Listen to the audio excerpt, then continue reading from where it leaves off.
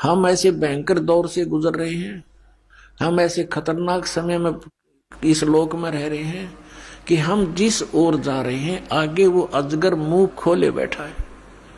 ये काल रूपी अजगर और सबको खाता है। गीता अध्याय नंबर 11 के श्लोक नंबर 32 में स्वयं कहता है कि अर्जुन मैं काल हूं और ये देख अब प्रवृत्त हुआ हूं, अब तेरे सामने प्रकट हो गया हूं। श्री कृष्ण से निकलकर बाहर दिखाई दे रहा और मैं इन सबको खाऊंगा। तो ना युद्ध करेगा तो भी नहीं बख्शूंगा इनको। तो हम उसको पूछ रहे, देख फुटे भाग हमारे, उसको भगवान मान रहे, वो कहता मैं खाऊं सबको, फिर भी हम संतुष्ट, क्योंकि हमारी बुद्धि इतनी ही काम कर रही थी कि तो मरना जीना लगा हुआ है।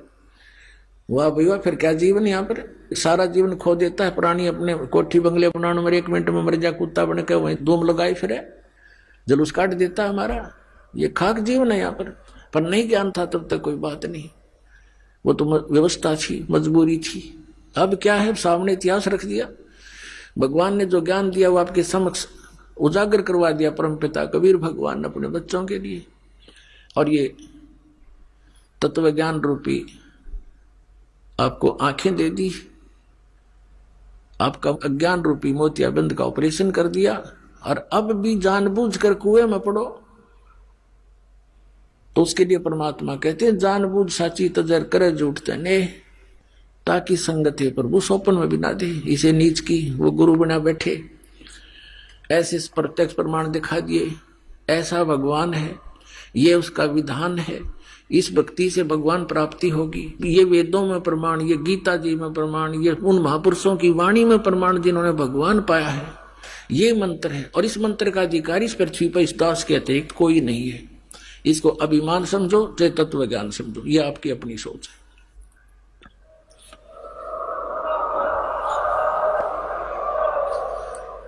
क्योंकि जिस समय परमेश्वर आए थे स्वयं 120 वर्ष या रह करके कलयुग में, उनके 64 लाख शिष्य थे, उनने किसी को उत्तराधिकारी नहीं बनाया कि अन्य को भी कह दू तू नाम दे दिया करे। इस नाम का देना कोई बालकों का खेल नहीं। एक अनमोल जीवन, मनुष्य जीवन के साथ खिलवाड़ करना इनके जीवन को नष्ट करना मात्र है, और अपने सिर पर भार धरना। तो परमात्मा स्वयं इनाम देते थे। उनको मालूम था कि नाम देने का अधिकारी यहां कोई नहीं हो सकता, वो इतने वजन को सहन नहीं कर सकते, इस सफर में वो सफल नहीं हो सकते। तो उस समय परमात्मा ने स्वयं ही 64 लाख शिष्यों को स्वयं ही उपदेश दिया था। और आज इस दास को,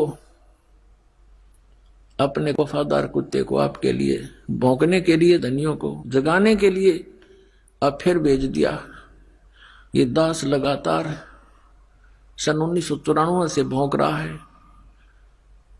और अज्ञानता के कारण सभी ये समझते हैं कि निंदा करता है रामपाल, ये तो संतों की आलोचना करता है।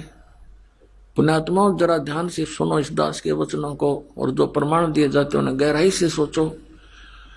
आपने फिर आलोचना की परिभाषा ही नहीं पता, आलोचना कहते किसे। जैसे किसी व्यक्ति ने नकली नोट छाप दिए 500 के, जनता को ठग रहा था, सरकार को पता चला, ओरिजिनल और डुप्लीकेट दोनों नोट साथ साथ रख के मीडिया में, समाचार पत्रों में प्रिंट करके भेजे, टीवी पर दिखाए कि भाई ये नकली है, ये असली है। अब कोई कहे कि सरकार तो किसी के नोटों की आलोचना कर रही है, तो कौन कह सकता है, या तो उस ग्रुप का होगा, या कति महामूर्ख व्यक्ति, और या फिर अभिमानी व्यक्ति, या नशा कर रखा होगा किसी ने। सरकार आलोचना नहीं, एक महापरोपकार कर रही थी। ना जाने कितने बोले आत्मा ठगे जाते, मुश्किल से 2 रुपये दिहाड़ी करके सामने घर आता है, और उसमें 500 रुपये का नकली तो मर गया बेचारा, टक्कर मार कर होता परिवार। तो पुण्यात्माओं, ऐसे ये दास आपके साथ कर रहा है। इन सब नकली संतों के इतिहास दिखा दिए, नकली महर्षियों के इनके विद्वान दिखा दिए, इनके द्वारा लिखी पुस्तकें आपके रूबरू कर दी, किसी विद्वान थे, इनको कख भी पता नहीं। और करोड़ों व्यक्तियों को बर्बाद किए बैठे हैं। अब इनको अब भी लज्जा नहीं आती, क्योंकि इनको पता है कि हमने इतना ज्ञान फैला दिया है कि हमारे जीवन में तो शायद ये नहीं समझ सकेंगे रामपाल की भाषा को। लेकिन पुण्यात्माओं, परमात्मा के बच्चे हैं सभी, वो संत भी भगवान के बच्चे हैं, वो भी उनके लिए बुरे नहीं है। लेकिन परमात्मा तो उस जड़ को पकड़ता है कि ये सभी काल ने भ्रमित कर दिए, और अब भी इस दास के भौंकने से ये जाग गए, क्योंकि आप धनी आत्मा हो जो भगवान के लिए तड़प रहे हो, जा रहे हो, घूम रहे हो,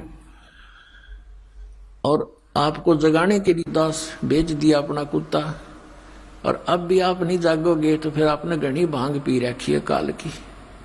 फिर सुबह उठोगे तो आपका बहुत नुकसान हुआ मिलेगा। उठोगे कब? जब आपकी मृत्यु हो जाएगी। फिर आपके चारों तरफ यम के दूत खड़े होंगे और आप देख रहे होगे मेरा बेटा कहाँ, मेरी बेटी कहाँ, मेरा कार कहाँ, मेरी कोठी कहाँ। कहते हैं स्वप्ना सा जा टूट उठ के मूंड पकड़ रोए, तेरा ये स्वप्न सा टूटेगा।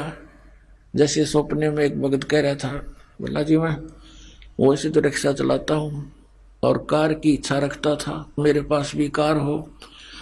एक दिन सर्दियों के दिन थे, गहरी नींद आ गई और मैंने सपने में जैसे मैं कार खरीद ली और बैठ के कार में और स्पीड तो चला रहा हूँ।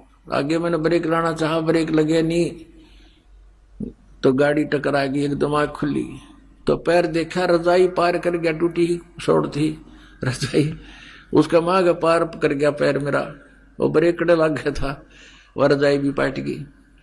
तो सुबह उठा तो देखा ना वो कार थी और वह रजाई और पाट ली लात मार मार के। तो कहने का भाव ये पुण्यात्माओं कि उस जब तुम्हारा यह शरीर छूटेगा तब तुम जागोगे, फिर तो उस रजाई में पांव फंसा पाओगा आपका। चारों तरफ यम के दूत खड़े होंगे और फिर देखोगे कहाँ मेरी बेटी, कहाँ मेरा बेटा, कहाँ कार मेरी कोठी।